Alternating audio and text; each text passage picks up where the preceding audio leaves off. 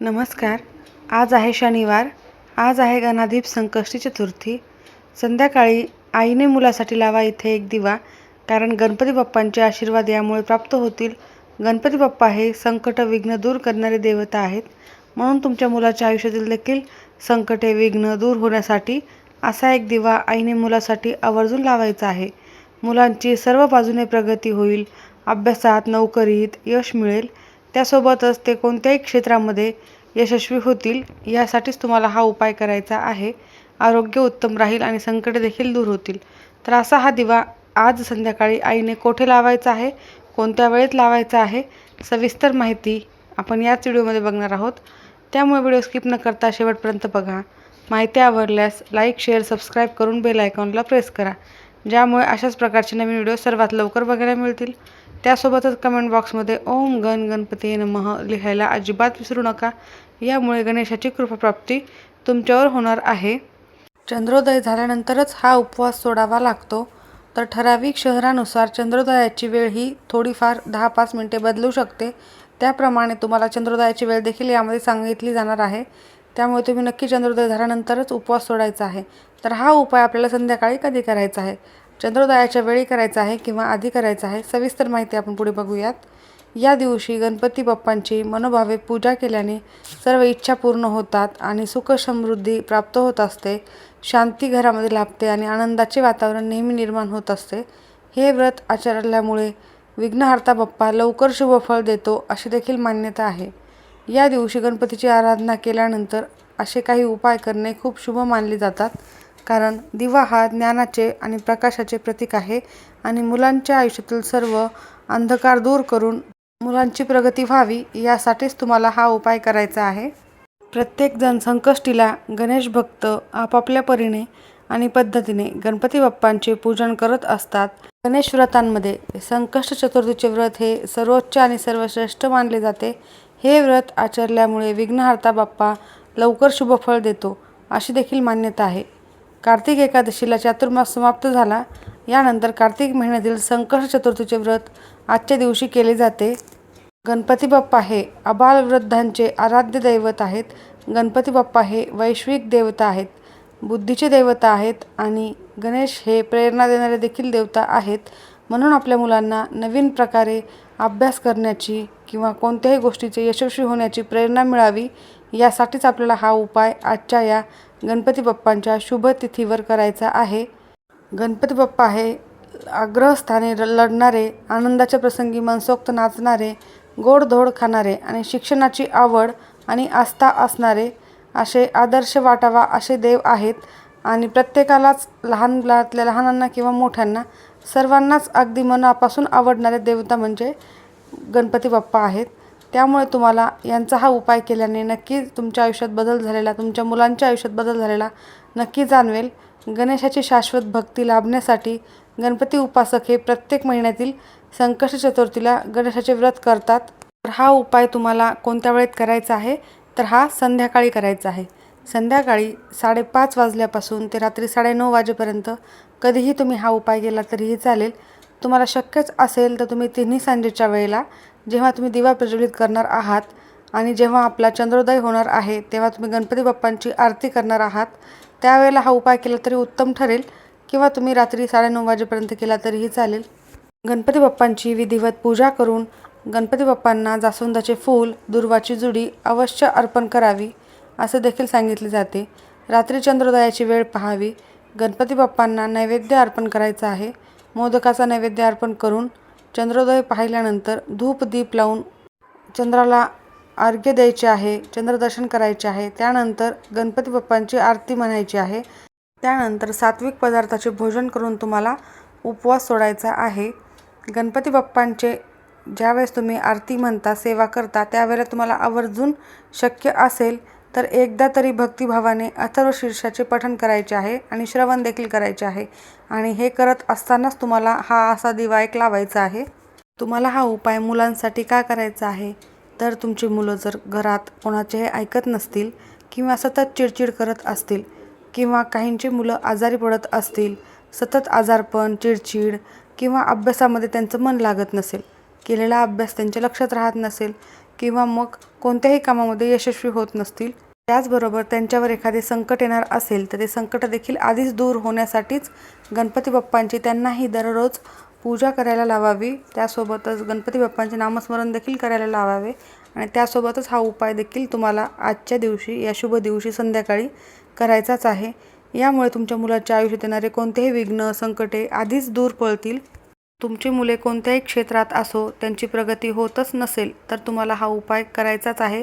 कारण गणपती बाप्पा हे ज्ञानाचे देवता आहेत, बुद्धिदाता आहे आणि एकदम चंचल देवता आहेत. त्यामुळे सर्व क्षेत्रामध्ये मुलांची प्रगती होण्यासाठी गणपती बाप्पांचे पूजन अनिवार्य आहे. यांची पूजा केल्याने मुलांना नक्कीच त्यांचे आशीर्वाद कृपाप्राप्ती होत राहणार आहे आणि त्यामुळे तुमची मुलं प्रत्येक कामामध्ये यशस्वी होत राहतील.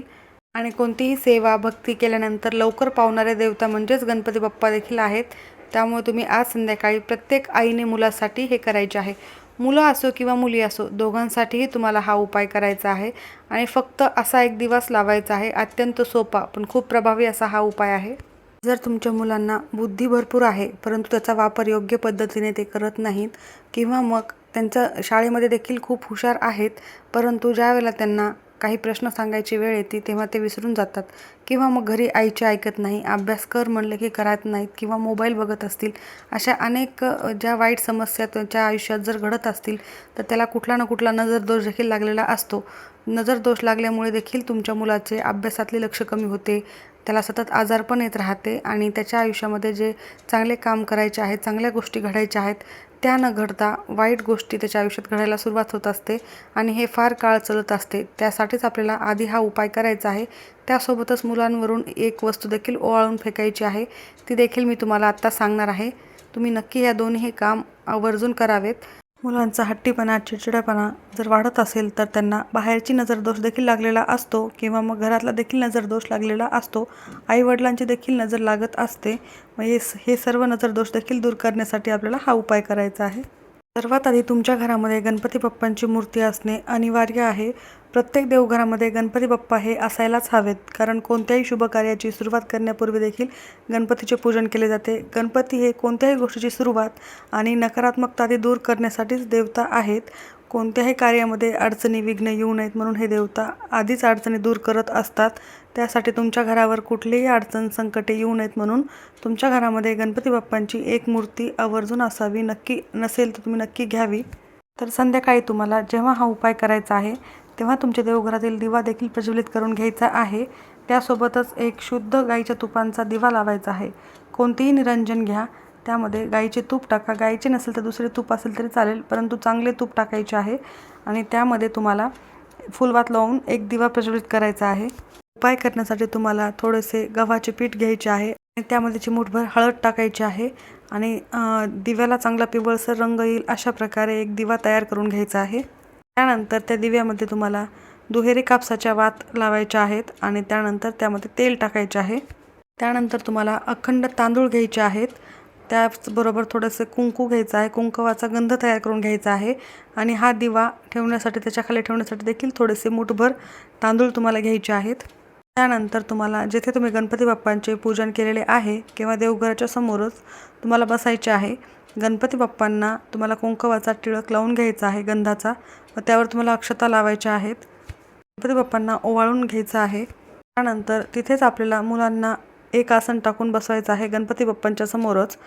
त्यानंतर मुलांच्या डोक्याला गंध लावायचा आहे, त्या अक्षता चिटकवायच्या आहेत आणि या दिव्याने मुलांचे औक्षण करून घ्यायचे आहेत. 2 मुलं असतील तर दोन्ही मुलांवरून हा दिवा ओवाळून घ्यायचा आहे. त्याचबरोबर मुलगा मुलगी दोन्हीही असो, कितीही मुलं मुली असो, हा एकच दिवा तयार करून या प्रकारे तुम्हाला औक्षण करायचे आहे. मुलगा असो मुलगी असो दोघांसाठी हा उपाय केला तरी चालेल. त्यानंतर तो प्रज्वलित केलेला दिवा असेल तो तुम्हाला गणपती बाप्पांच्या समोरच ठेवायचा आहे. थोडेसे तांदूळ तुम्ही घेतलेले आहेत त्या तांदूळावर हा दिवा ठेवून द्यायचा आहे आणि दिवा थोडा मोठ्या साईजचा बनवा, ज्यामध्ये जास्तीत जास्त तेल बसेल आणि 2-3 तास तरी तो प्रज्वलित राहील अशा प्रकारे बनवायचा आहे. त्यानंतर मुलांच्या हातामध्ये 21 दुर्वा याची जुडी द्यायची आहे आणि मुलांच्या हाताने त्या गणपती बाप्पांना अर्पण करायचे आहे. गणपती बाप्पाला सर्वप्रथम हळद कुंकू मुलांकडून वाहून घ्यायचे आहेत, अक्षता व्हायच्या आहेत व त्या 21 दुर्वांची जुडी गणपती बाप्पांच्या डोक्यावर अर्पण करायला लावायची आहे. मुले जर तुमचे मोठे असतील तर त्यांच्याकडून या सेवा करून घ्यायच्या आहेत. 3 वेळेला गणपती अथर्वशीर्षाचे पठण करायचे आहेत. आणि जर मुले लहान असतील तर तुम्ही केल्या ह्या सेवा तरीही चालेल, आईने केली तरीही चालेल किंवा घरातील वडिलांनी आईंनी दोघांपैकी कोणीही केली तरी चालेल. त्याचबरोबर 1 वेळा गणपती संकटनाशन स्तोत्राचे पठण करायचे आहे आणि 108 वेळा ओम गण गणपतीये नमः या मंत्राचा जप करायचा आहे. त्यानंतर तिथेच बसून दोन्ही हात जोडून गणपती बाप्पांना विनंती करावी, मुलांच्या आयुष्यातील सर्व संकटे विघ्न दूर करावेत, त्यांना प्रत्येक क्षेत्रामध्ये यश मिळावे यासाठी प्रार्थना करायची आहे. गणपती बाप्पांचे औक्षण करण्यापूर्वीच तुम्हाला जेव्हा तुम्ही दिवा प्रज्वलित केलेला असेल त्यावेळेला तुम्हाला त्यामध्ये दिव्यामध्ये 2 कापूर वड्या टाकायच्या आहेत, 2 काळी मिरी टाकायची आहेत आणि 7 धने टाकायचे आहेत, जे आपण मसाल्यामध्ये वापरतो ती धने. आणि हे कधी टाकायचे आहेत तर गणपती बाप्पाला औक्षण करण्यापूर्वीच, म्हणजे तुम्ही सुरुवातीला जेव्हा दिवा बनवला आणि तो प्रज्वलित करणार आहात त्याच्या आधी तुम्हाला या वस्तू दिव्यामध्ये टाकून घ्यायच्या आहेत. त्यानंतरच तुम्हाला गणपती बाप्पाचे औक्षण करून मुलाचे औक्षण करायचे आहे. तुमचे मुलं मुली बाहेरगावी शिकायला असतील तर हा उपाय कसा करणार आहात तर तुम्ही गणपती बाप्पांचे औक्षण सांगितल्याप्रमाणे करून घ्यायचे आहे. मुलांचा फोटो असेल तर फोटोवरून औक्षण करून या प्रकारे तुम्ही सेवा करू शकता किंवा तुम्हाला शक्यच असेल तर मुलांना व्हिडिओ कॉल करून मोबाईलवरून व्हिडिओ कॉल करून त्यानंतर देखील तुम्ही त्यांचे औक्षण करून घेऊ शकता. प्रभावी उपाय आहे, नक्की करा. गणपती बाप्पांच्या आशीर्वादामुळे तुमच्या मुलांच्या सर्व इच्छा ह्या देखील पूर्ण होतील. त्यानंतर मी तुम्हाला अजून एक उपाय सांगणार असे सांगितले होते.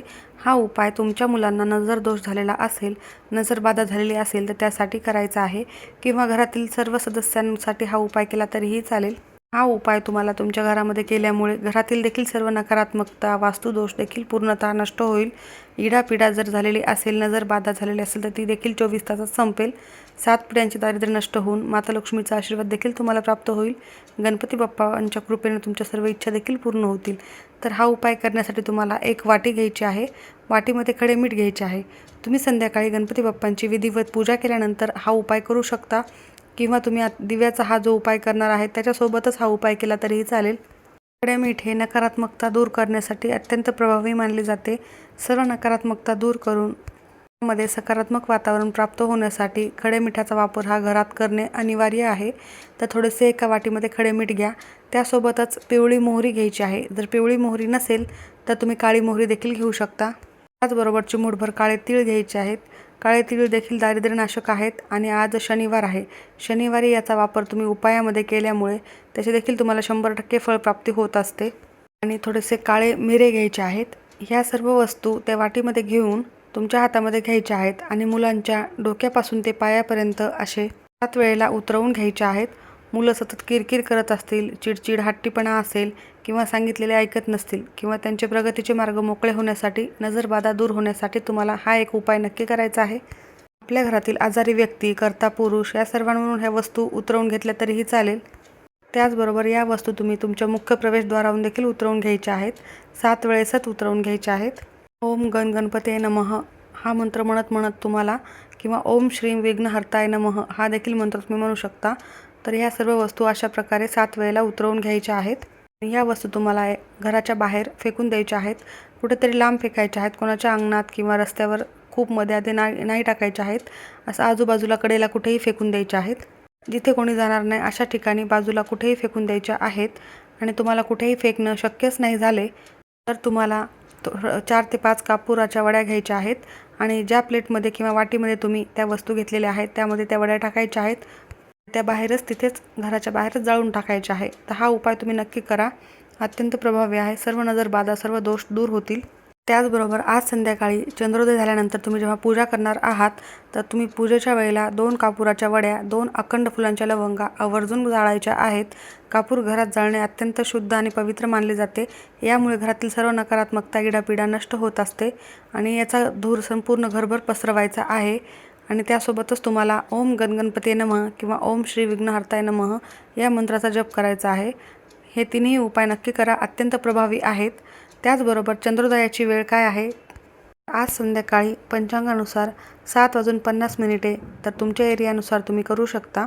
तर काही ठिकाणी 8:34 देखील सांगितलेली आहेत. पुण्यामध्ये 8:08 आणि पंचांगानुसार 8:38 देखील सांगितलेले आहे. तर तुम्हाला अर्थातच तुम्हाला 8च्या नंतरच चंद्रोदय पाहून चंद्राला अर्घ्य देऊन त्यानंतर तुम्हाला उपवास सोडायचा आहे. 8-8:30 याच्या दरम्यान तुम्ही करू शकता. विधिवत पूजा करून नंतर तुम्ही उपवास सोडू शकता. घरामध्ये सुतक असेल तर हा उपाय करता येणार नाही. स्त्रियांना मासिक धर्म असेल तर त्यांनी सोडून ते मुलांसाठी जे उपाय सांगितलेले आहेत ते घरातील वडिलांनी देखील केले तरीही चालेल. जो दिव्याचा उपाय सांगितलेला आहे तर त्या दिव्याचे काय करायचे आहे तर दुसऱ्या दिवशी तुम्ही तो दिवा एखाद्या झाडाखाली नेऊन टाकू शकता. तर नक्की करा. अत्यंत प्रभावी उपाय आहेत. माहिती आवडल्यास लाईक करा. सर्वांचे खूप खूप धन्यवाद.